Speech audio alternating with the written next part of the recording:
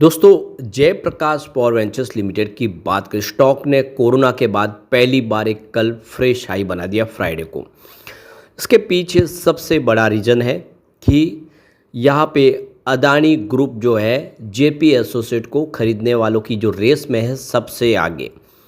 और JP associate की ही company JP power है, प्रमोटर जेपी एसोसिएट है। तो सीधा आप समझ ही सकते हो कि जो भी खरीदेगा जेपी एसोसिएट वही होगा प्रमोटर जेपी पावर का। और इसी ने पूरा माहौल यहाँ पे बदल दिया है। तो बोली के अंदर उनकी खासियत क्या है उसको समझेंगे, और क्यों अदानी ग्रुप का हिस्सा बन सकती है उसको समझेंगे। इसके अलावा अब हमारे सामने Q1 भी आने वाला है। कंपनी की फाइनेंशियल सेहत को देखेंगे, किस तरह से फंडामेंटली कंपनी मजबूत है। और आने वाले समय जैसे कि कंपनी रिन्यूएबल सेक्टर के प्रोजेक्ट भी करती है, और आने वाले समय विंड सोलर प्रोजेक्ट भी कंपनी करने की तैयारी लेके आगे बढ़ रही है। ऐसे में जेपी पावर क्या कमाल करेगा, क्योंकि स्टॉक इस समय बहुत नीचे है, जबकि एक समय स्टॉक ये 3 डिजिट में हुआ करता था।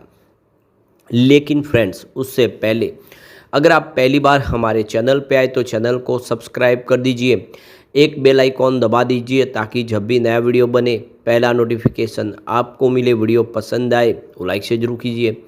चलो फ्रेंड्स, वीडियो स्टार्ट करते हैं। मैं हूँ आपका दोस्त SB दवे, और हमारे अपने चैनल ऑनलाइन कमाई में आपका बहुत बहुत स्वागत है। तो सबसे पहले जेपी पावर के कारोबार की बात करें तो आप देख सकते हैं फ्राइडे को 23.70 पर क्लोजिंग थी, जहां पे 2.91% की शानदार तेजी देखने को मिली, जबकि बाजार में भारी भरकम गिरावट थी। तो गिरते बाजार में इसने कमाल किया, लेकिन इंट्राडे में 24.85 का इसने एक फ्रेश 52 वीक का हाई बनाया, जो पिछले कई सालों का हाई है। और वॉल्यूम लगातार बढ़ रहा है। पिछले एक महीने पहले इसका 21 करोड़ का वॉल्यूम था, 5 करोड़ की डिलीवरी उठाई गई थी। 1 वीक पहले 65 करोड़ का वॉल्यूम हुआ था, सामने 15 करोड़ की डिलीवरी उठाई गई थी। और गुरुवार को 54 करोड़ का वॉल्यूम हुआ था, 13 करोड़ की डिलीवरी उठाएगी, जबकि फ्राइडे को भी 54 करोड़ का ही वॉल्यूम हुआ। और सबसे बड़ी बात ये समझ सकते हो हम इसको कि 13 करोड़ का ही डिलीवरी बेस काम हुआ, यानी गुरुवार और शुक्रवार का दिन जब वॉल्यूम और डिलीवरी बेस काम बिल्कुल एक जैसा हुआ, लेकिन बहुत भारी वॉल्यूम में कामकाज हो रहा है।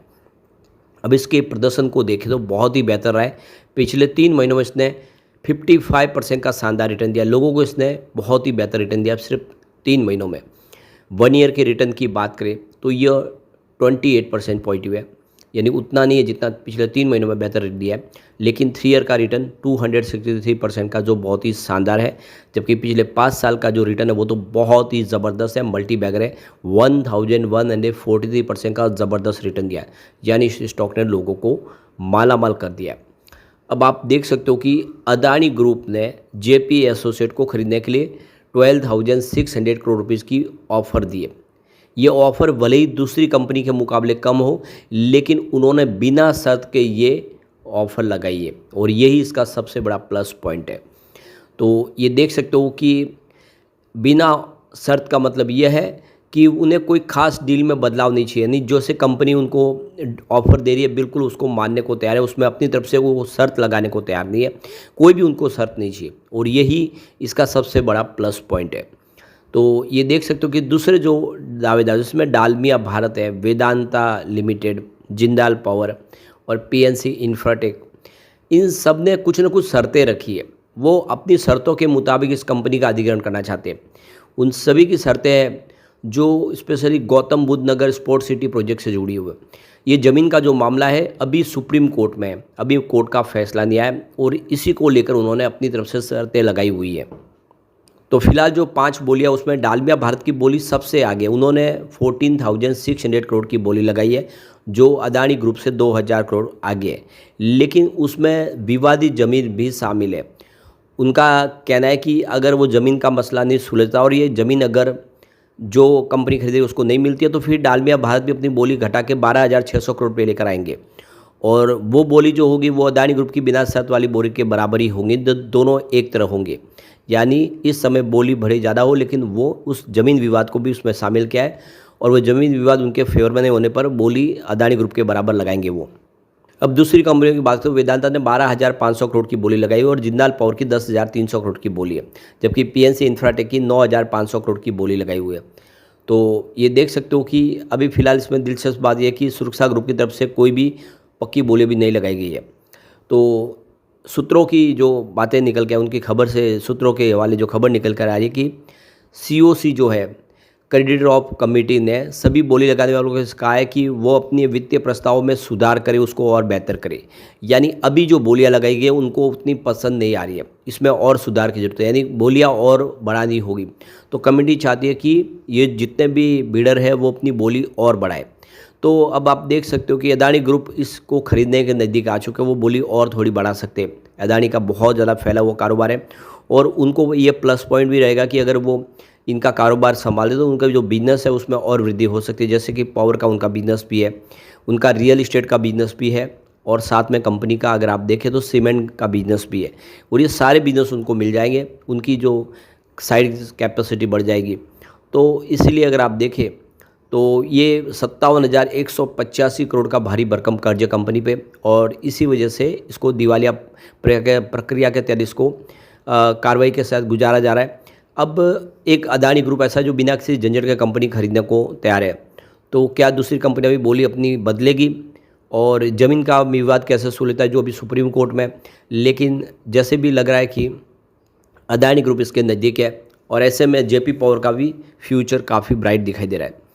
अब रिजल्ट भी हमारे सामने आने वाला है। अगर हम पिछले एक साल के रिजल्ट की बात करें तो नेट प्रॉफिट मार्च 2024 में 5.89 के आसपास था, जो मार्च 2025 में 1.656 के आसपास रहा। तो आप देख सकते हो कंपनी का पिछले एक साल में प्रॉफिट तो गिरा है। बात करें कंपनी के रिवेन्यू की तो मार्च 2024 में 1.51 के था, जो मार्च 25 में 1.34 के आसपास रहा। तो यहाँ पे रिवेन्यू में भी कमी आई है पिछले एक साल में, लेकिन दिसंबर के मुकाबले बढ़ा। दिसंबर में 1.14 के आसपास था, तो क्वार्टर ऑन क्वार्टर बेसिस पे रिवेन्यू बढ़ा है। अब बात करें हम पिछले 2-3 सालों की कैसा प्रदर्शन रहा है, तो कैश फ्लो में वृद्धि हुई है।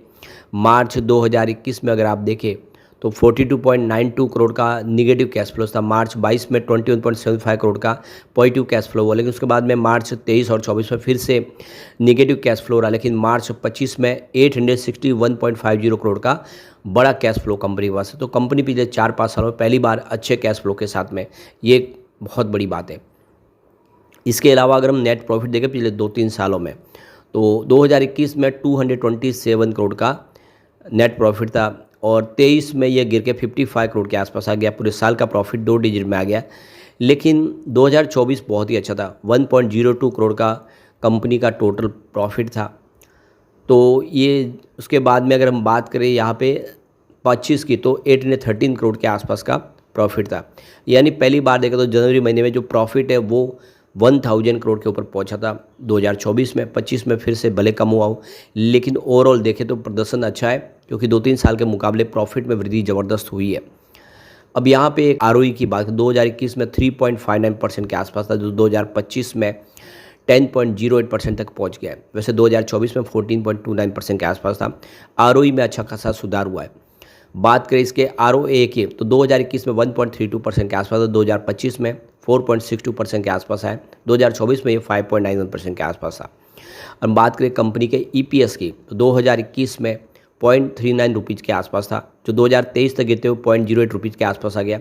लेकिन 2024 में फिर से बढ़ते हुए 1.49 रुपीज़ तक पहुंचा, जबकि 2025 में 1.19 रुपीज़ के आसपास है। ईपीएस में भी अच्छी खासी वृद्धि हुई है और आरओसी में भी सुधार हुआ। 2021 में 5.81% के आसपास था, जो 2025 में 10.26% के आसपास है।